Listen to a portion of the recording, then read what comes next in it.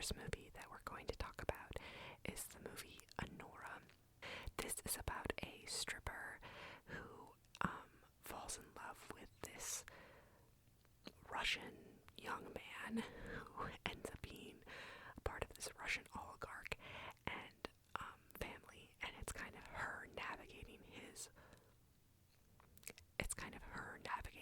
world. It's got a screwball comedy type vibe to it. I really liked Act 2. I will say Act 1 was a little bit slow, and Act 3, I don't think they totally stuck the landing, but it is surprisingly fun and surprisingly energetic. The next film that I watched is Gladiator 2. For those of you who remembered all the movies that I've watched in October video, I watched the first Gladiator in preparation for Gladiator 2 coming out, and I did not really care for Gladiator 1, and I will say I cared even less for Gladiator 2.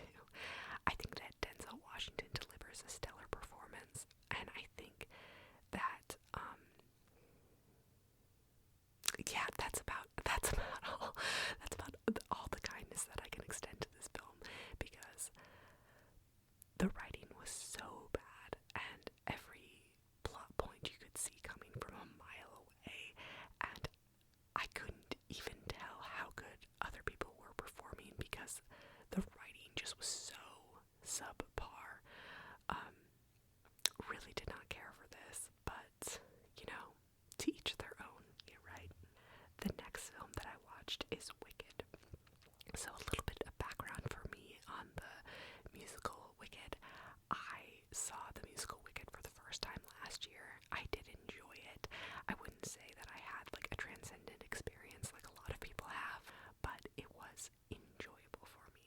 I liked this film, and I thought the pacing was surprisingly good for something that is 2 hours and 40 minutes, almost 3 hours long, and especially for there's going to be, a Wicked Part 2, so this is just half of the stage production, so I really thought that that was going to be too wild, but I genuinely thought that they did a good job pacing it. Ariana Grande's performance is great, but I think that people are underrating Cynthia Erivo and how good her sort of outcast performance is. I think it's a tricky thing when you're not being the loud, bright, shiny person to be a different type of character, and I think she pulled it off really, really well.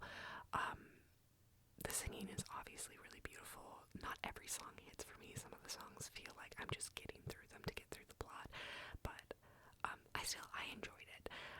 This is like a 3.5-star movie for me, so above average, but not like my favorite film of the year by any stretch. The next film that I saw was Queer. Queer is a movie based on a book. I cannot remember the author's name for the life of me, but he wrote Naked Lunch as well.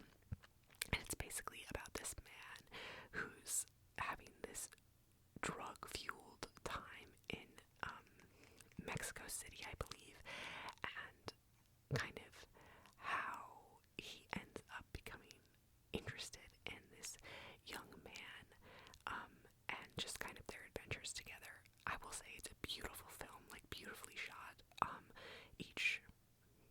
Each frame is a painting, as they say, which is what they say when a movie's like really, really lovely and beautiful. Like every frame of the film is beautiful. But I do think that the script kind of lost the plot a little bit and couldn't quite land the plane, and so Act 3 became kind of muddled and messy and floundering, and I was like, ooh, you really are not figuring it out. And I enjoy experimental and artistic films, but this was just, no, it was too much. The next film that I watched was Thelma. This film was delightful. It was like a pure delight from beginning to end. It's about this elderly woman who gets scammed on the phone, and then she decides to seek revenge and try to get her money back. And if you are close to any elderly people in your life, I think you'll find it to be a really accurate and lovingly rendered showing of the quirks that a lot of old people tend to have. It was really funny, really kind. It never veered into sentimentality. So yeah, I would highly recommend this movie. The next film that I'm going to talk about is Emilia Perez. Oh, this is a movie about a gangster who transitions into being a woman. And it's a musical, and that sounds absolutely fascinating. When I heard the concept, I was so excited to see this film.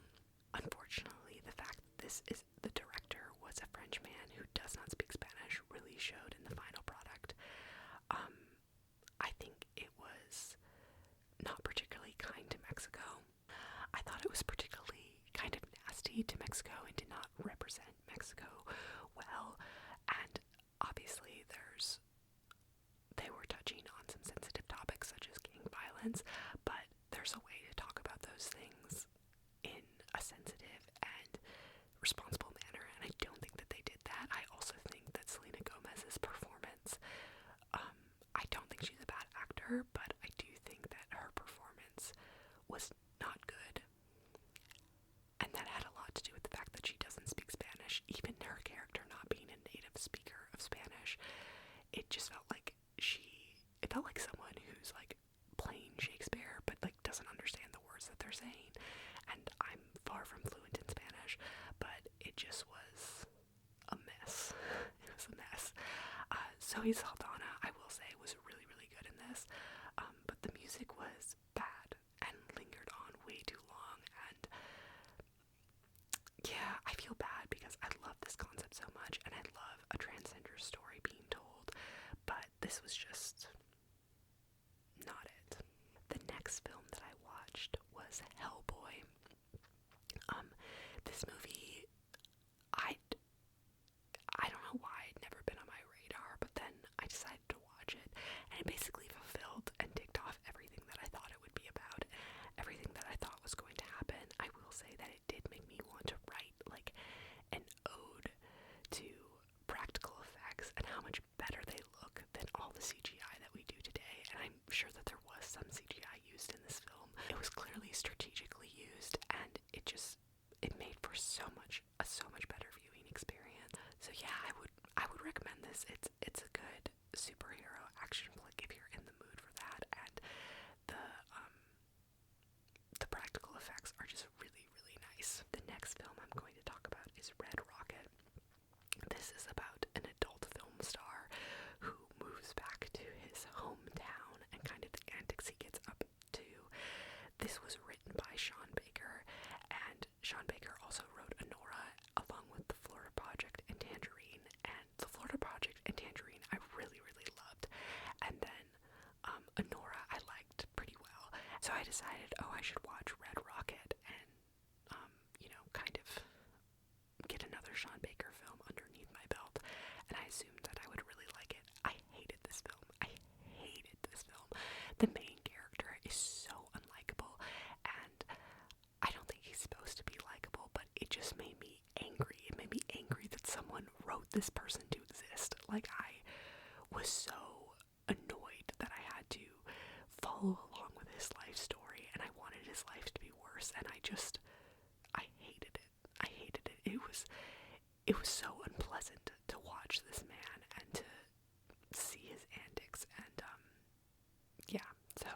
so I would recommend Anora. I would not recommend this film. It was not very good. The next film I'm going to talk about is A Real Pain. This movie was brilliantly written, excellently performed. The direction is extremely competent. All the elements are there for a really good film. I found this so uncomfortable to watch, I think because I related too much to the Jesse Eisenberg character, and I found Kieran Culkin's character so viscerally upsetting because I know people like him in my real life, and I was so uncomfortable. I was like squirming and withering in my seat, but every part about it is so excellently done, and I think that a lot of people I know like loved it, so I think that I would say I recommend it, even if I personally was very uncomfortable while watching it. The next movie is Conclave. This is like, what if the Real Housewives was set in the Catholic Church, and I loved it. It was so fun. I don't think, I have a friend who's like, this was one of her favorite movies of the year, and I wouldn't say that it's there for me, but it was really good, and I did rate it high. The next film is a Buster Keaton film, Sherlock Jr. For those of you who watched my first video in October, I watched The General for the first time, and I loved it so much, so I decided I wanted to watch another Buster Keaton film. I watched this one. It's so many good practical effects. Once again, Buster Keaton is just knocking it out of the park.